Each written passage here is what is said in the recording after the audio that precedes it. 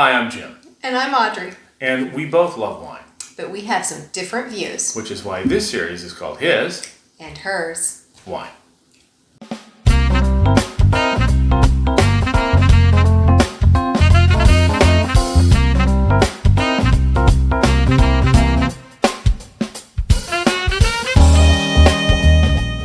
All right, so this is going to be one of those rare weeks when I think we actually agree on everything. I don't know if we should get ahead of ourselves there. You're going to jinx us. But I'm expecting we do agree on most of this, yeah. Well, we had a great time the other weekend. Oh, it was a great weekend. It was a beautiful day. Out in the sunshine, we were...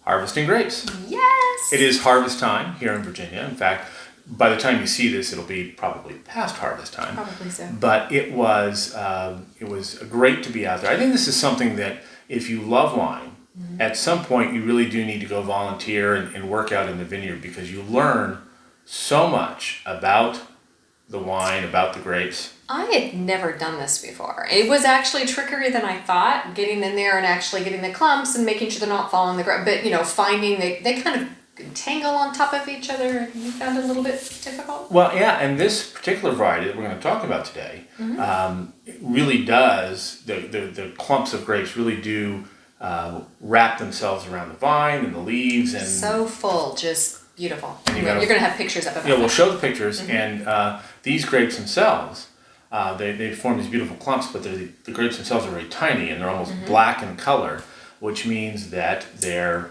wonderfully concentrated. You're going to get a great concentrated wine. The color is so dark. It's almost black. It's really dark, but the color tells you what you're going to taste. It's very smooth and balanced too. You're really not going to get that harsh tannin, the dryness in the throat.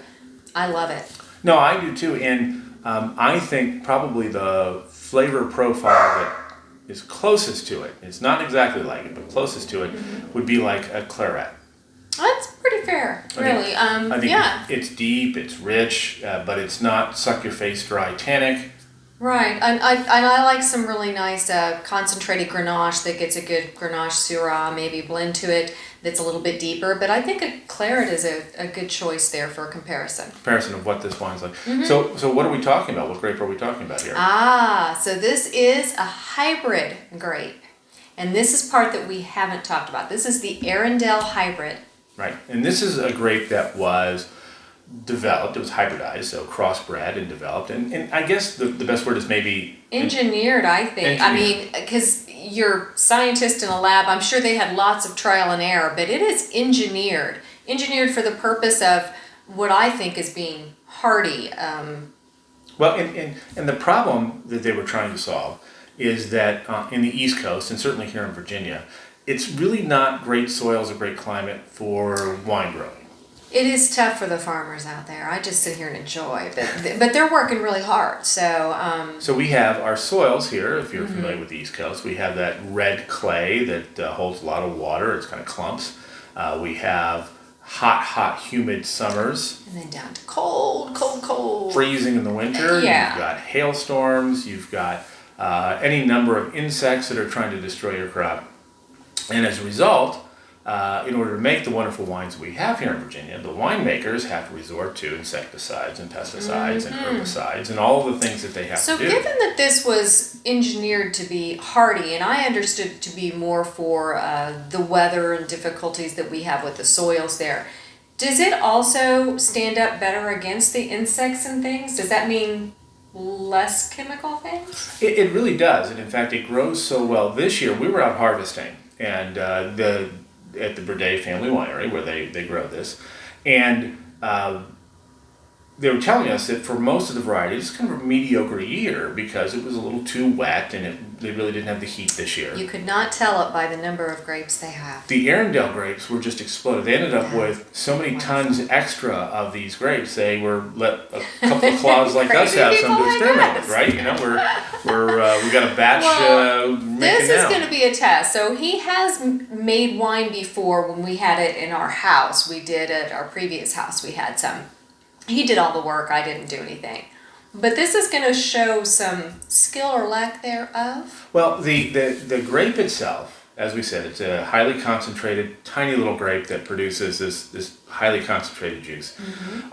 It can survive the black rot. It can survive the mold. It can survive the insects. Can it survive the gym? Can it survive? And, That's what we're really We're going to saying. see just how natural this grape produces wine because. Well, this one though, like you said, it made a national splash because in Virginia they were willing to take the risk here and do this, and it has been worthwhile risk. It succeeds everywhere. It's growing wonderfully, makes a fantastic wine. It was national recognition. They've also gotten recent awards. It's doing wonderfully, not to mention just people coming to their vineyard there. So this is Breide. We did not bring up The Breide Family Vineyards. Yep. Let's see if we can get that up there. They got this into this program to try growing a few vines of this grape about a decade ago, about 10 years ago. And since then, it's taken off. This is one of their flagship wines at the winery. It is a beautiful wine, and it's doing very, very well. And I hope that it catches on, and I hope that other winemakers start growing it as well, because it is a very easy, relatively, grapes are, not easy to grow, but comparatively easy grape to grow. It is designed specifically to do well in our climates, and this could really take Virginia wines to a whole level of greatness. Right now we're producing great wines, but in terms of our industry, it can really jump us up I am here. surprised that we're not seeing more hybrids, but if this is the first and it's been successful, surely more will be to follow there. But Breide is the ones that are showcasing and enjoying it right now because they did take the risk and it's paying off. They're in Winchester, so that is up north from us.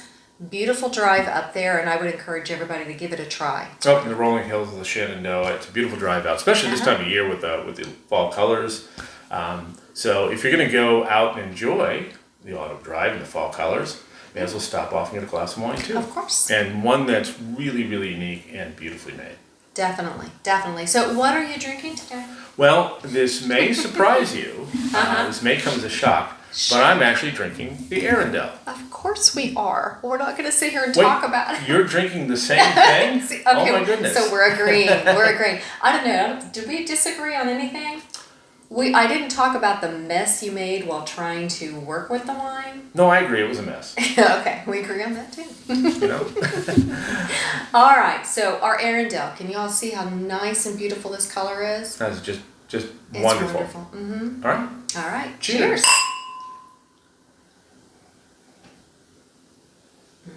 Nice. Mm-hmm. Oh, that's good. There's one more. Okay.